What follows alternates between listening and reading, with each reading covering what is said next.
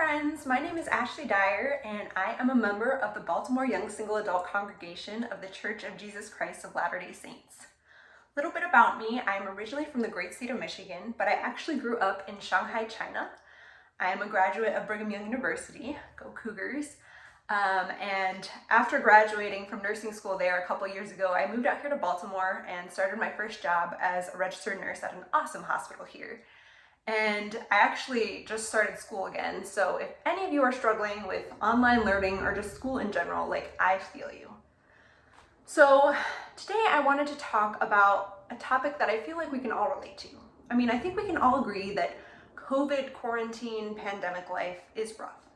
And it's even more rough when you're single and you're experiencing isolation and loneliness like never before. You can't meet up with your family and friends as much or as easily. You are experiencing changes in your career, in your education. And oh my gosh, if you are a single parent, bless your heart, because you're experiencing maneuvering this whole new education system for your children. The struggle is real. So today I wanted to talk a little bit about how we can embrace God's plan for us during periods of uncertainty like this one. So when the COVID pandemic first started, I started to get a little bit uneasy. I'm a nurse, I work with sick people, that's my job, and so I think you can imagine my concern. And one day I went into work and our manager got us all together and was like, hey guys, I got some news. We are definitely going to be getting COVID patients, and today y'all are going to be sent down and trained on how to use the personal protective equipment. Happy day. And so me and my colleagues, we went down and got trained on how to use the protective equipment for the coronavirus. And let me just say, it is a very intricate, complicated, orderly process that involves gloves, more gloves, gowns, changing masks, and a whole cleansing process afterwards, and a ton of hand hygiene over and over and over again. And if you get it wrong or you do it in the wrong order or mess up, sorry, you failed, you're contaminated, sad day. So afterwards, my colleagues and I were back in the break room, freaking out a little bit overwhelmed, expressing our anxieties and worries and concerns. And I have always prided myself in being a very brave person. I was the one on my mission who saved all of my companions from the bugs and the frogs and the toads. That was me. I was brave. But that day, somehow my courage snapped like a toothpick. And I felt like a soldier being deployed to the front lines of some crazy, hectic, out-of-nowhere war. And all the training that I got in boot camp seemed useless and inapplicable. I do not remember learning in nursing school how to carry yourself through a global pandemic. Maybe I fell asleep that day, but no recollection whatsoever. And so I went home a hot mess. Reached out to friends, family, classmates from nursing school, get some support, got some validation. It helped for a little bit, but after a while, I was just done. And I collapsed into bed and pulled out one of my favorite devotional books by the Christian author Stephanie Mae Wilson. And I started reading. And in the chapter I was reading, Stephanie talks about an experience she had snorkeling in the Denver aquarium. And as she was snorkeling and trying to enjoy the fish, she realized that she was really, really tense and thrashing as she was trying to stay afloat. And after a while, it became really exhausting and frustrating because she kept sinking. And finally, she was about to throw in the towel and give up when one of the aquarium guides swam up to her and tapped her on the shoulder and was like, hey, Stephanie, I think you just really need to relax. You can give up if you want and go sit on the sidelines, but I think if you just relax a little bit, you might be able to enjoy yourself a little bit better. Because when you relax, you float, and when you thrash, you sink. And Stephanie goes on to compare her experience with what it's like to follow God. And she says, when we're going through life trying to follow God, it's only a matter of time before something big and scary and intimidating that requires more of us than we think we have to give pops into our life. And we can either go into these situations, tense and thrashing as we try to maintain control of our environment, or we can go into them having taken a deep breath and relaxing consciously as we try to put our trust in God and realize that He's got this. He has not fallen asleep at the wheel or abandoned ship in our lives. He knows exactly who we are and what we can do. He is aware and can use us for good. And so after that, it was like a light bulb moment from heaven. And I got down on my knees right away, major call to repentance there, and with tears flowing like Niagara Falls, I was like, God, I am so sorry for being so tense. I'm sorry for thrashing. I'm scared. I really am. I'm freaked out right now. This is one of the scariest situations I've ever had in my life. And can you just help me relax? Forgive me for being tense, but please help me. Help me be able to choose faith over fear and trust you and trust that you've got this and that you're not going to abandon me, that you'll be with me every step of the way and that you'll be able to use me for good. And I wish I could say that after that, all my fears disappeared, but I mean, that would have been awesome, but it didn't really work that way. Although I will say a major portion of them were alleviated that day. And the next few weeks, I was thrust into absolute chaos. I went to work every day having no idea where I was going or what I would be doing until I reported to this central command center in the middle of the hospital, and they would give me my assignment. And there were days that I was sent to other hospital buildings to train people on how to use the protective equipment. There were days that I was sent to COVID units or to stand outside COVID rooms to help make sure that the healthcare providers were putting on the equipment properly and then taking it off properly. There were days that I was sent to understaffed nursing units, COVID units, as well as the emergency department, where I worked as a transport safety officer. And what I did was I would walk ahead of COVID patients being transported to imaging or to other units and just wear my big stormtrooper mask, be like, all right, get out of the way, guys. There's a patient coming.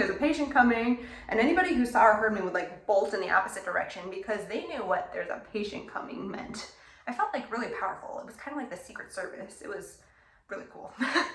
But yeah, looking back on that time, to say I was stressed is a complete understatement. I was stressed and overwhelmed, and it was scary. But I also realized that some of my sweetest work memories happened during the heart of the COVID pandemic. I remember, watching doctors listening to me so intently as I walked them through the process of putting on the protective equipment and then taking it off again. And they would talk to me about how their shift was going and what kind of music they liked. It was awesome.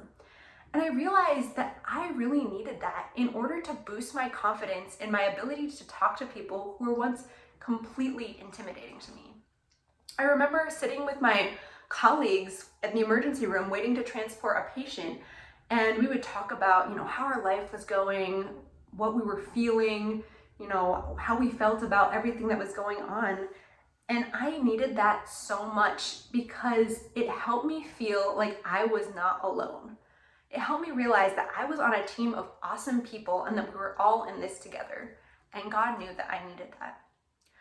I remember one day I was working on a COVID unit one night, and my patient told me that he was craving a creamy strawberry protein shake. And so I went to the supply room and looked, and all we had were creamy chocolate and vanilla protein shakes. And then there was a strawberry juice protein shake, whoever thought that was a thing. But rather than going back empty-handed, I decided to get creative, and I mixed the strawberry juice protein shake with some vanilla ice cream and made it creamy. And I brought him this homemade concoction, and I will never forget the look on his face and the brightness in his eyes as he tasted that and was like, oh my gosh, Ashley, this is so good. This is amazing. Thank you so much. It's exactly what I wanted and exactly what I needed. Thank you. And it was just so touching to realize that my Heavenly Father had put me there that night to brighten up the life of this lonely, sick, secluded man in quarantine in the hospital, unsure of what the future held, unable to see his family and friends, and just sitting there in his hospital bed, really lonely and scared. And God knew that he needed a creamy strawberry protein milkshake, and so he sent me to make one for him.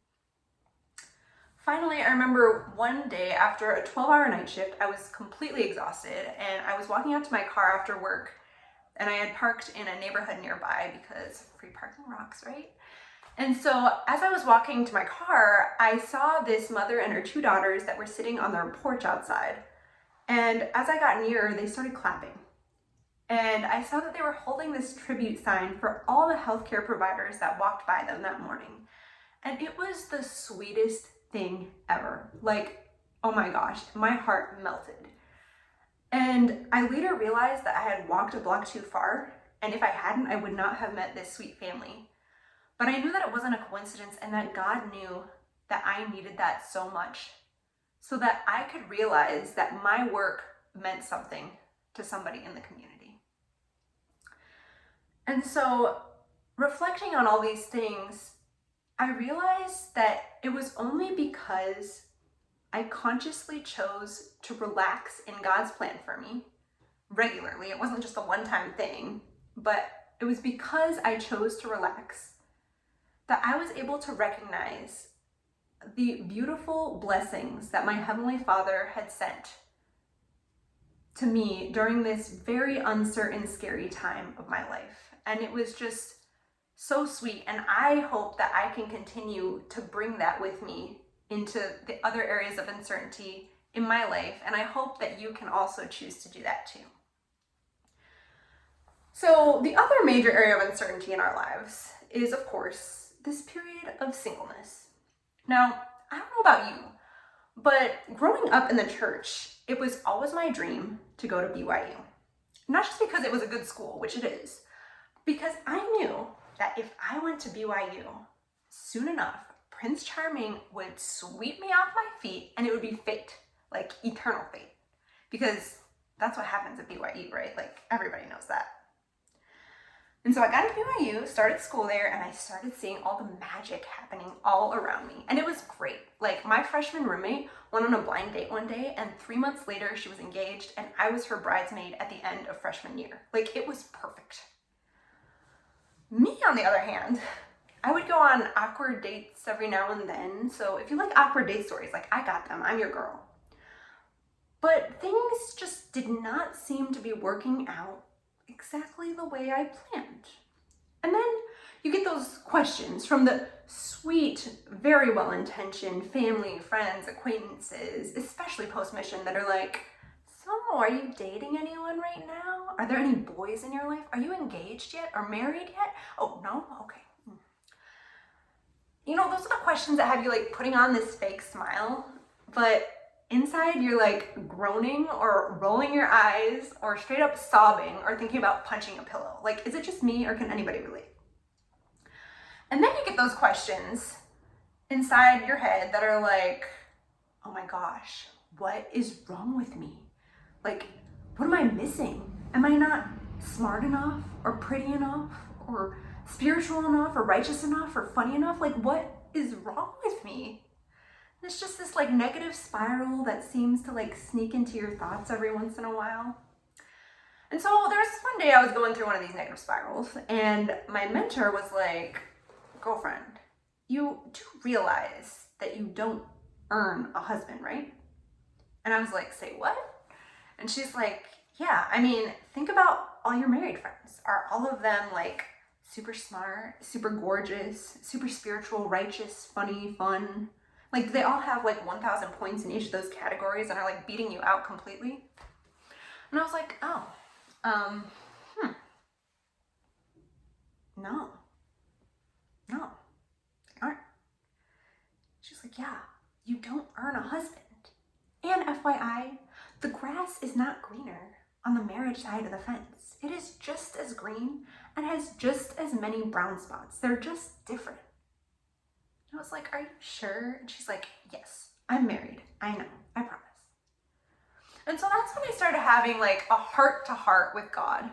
And I was like, Holy Father, like, can you help a sister out? Like, I really want to enjoy my life. Like, this blessed period of singleness you've given me, I appreciate it. It's such a blessing, but I'm really struggling. I need some help. Can you help me enjoy my life just a little bit more? Like, what's up? Like, give me the secret. And so that's where the idea for a single life bucket list came in. And me and my co-creator in heaven, we got to work making a list of all the things that I wanted to do before I got married. And we had fun. Like, it was awesome.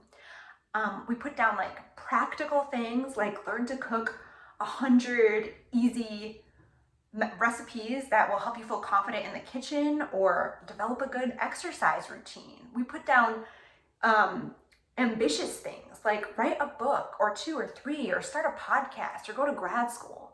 We put down fun things like go on an awesome girls trip or go to a Bollywood wedding, which FYI, I went to last weekend and it was a blast. And then we put down things that were gonna like push me to my limits, like have the courage to sing a solo at church or ask a guy out on a date so you can better empathize with these amazing men out there that put themselves out there with the fear of rejection like looming in the background. Like, you guys are awesome. Keep up the good work, please. And, you know, as we started making this list together, it was fun and exciting. And I remember being so proud of myself whenever I could like cross off a little item from the bucket list. And then I think of like new things that I wanted to do and I'd add them. And it was just the greatest thing ever. And so as I was doing that, my mentor came to me one day and was like, girl, I want you to create a dreamy husband list. And I was like, oh, what? Like, are you talking about those lists in Young Women's that we used to make with like all the requirements that our husband had to have, like temple worthy, priesthood holder, return missionary, Eagle Scout, just throwing stuff out there? She was like, no, like I want you to dream, like actually dream big, dream husband. What kind of stuff does he have, do, like, you know? And so I was like, okay, like that sounds kind of fun, you know, I'll do it. And so I started writing things down, and honestly, like I wrote down like 50 different things. She told me to dream big, so I did. And after I was done, I was like, all right, so what's the catch? She was like, I mean, I want you to take 2 highlighters. And I'm like, are we just gonna cross out the things that aren't really necessary? And she's like, no. With 1 highlighter, I want you to highlight all the things on this list that you already are or you already have. And with the other highlighter, I want you to highlight the things that you have to work on. And I was like, oh. And she's like, yeah. I mean, how can you expect your husband to have all these characteristics if you don't have them? Like, how can you expect your husband to be super fit and healthy if you run like 3 times a year and eat jalapeno poppers all night? Like, in my defense, jalapeno poppers are amazing, but touche, okay. And so that's when it hit me that if we step up to the task, you know, there are actually some things, some projects that we can fill this once deemed vast, dreary, undesirable expanse of singleness. That's when it hit me that I needed to start embracing the motto on my favorite mug and stop waiting and start living. And when life gets hard, you know, when you start freaking out like I was during the pandemic, when I was like, oh my gosh, I have no idea what I'm doing. I'm being sent into the scariest period of my life. When you start experiencing Kleenex boxes full of loneliness, as you start thinking, oh my gosh, maybe God accidentally made an odd number of human beings and I'm the odd one out. Like when that happens, when you're experiencing the spiral of negative questions and thoughts, it always helps me to remember that I believe in a God who knows. I believe in a God who knows exactly what it's like to work on the front lines of a global pandemic. I believe in a God who knows what it's like to have COVID or to lose loved ones to disease. I believe in a God who knows how awkward it is to wear masks and to social distance. I believe in a God who knows exactly what it's like to earn the blue ribbon for having graduated BYU without an eternal boo. He knows. And because he knows, he loves. He loves each and every single one of us so, so, so much. He is the greatest giver of gifts in all the universes combined, and he delights in delighting us. If we could see the story that God is writing in our lives, we would never be jealous of anybody else's. So let's get started. You know, trying to more consciously relax in God's plan for us and embrace the fact that he's got us, that he will not abandon us, throw in the towel on our lives, or abandon ship, or fall asleep at the wheel when things are hard and uncertain and scary, you know? Let us recognize that He has so many blessings prepared for us and He can use us for good. Let's start making single life or quarantine life bucket lists, and also start working on areas of our lives that we would like to improve on and progress in, areas of our lives that we might need a little bit of extra work to prepare for the future. Life is tough, There's going to be scary moments popping into our lives here and there. Uncertainty is hard, but God's got us. And we are bosses, and we got this. The future is bright, but the present should be just as bright. Thank you so much. In the name of Jesus Christ, amen.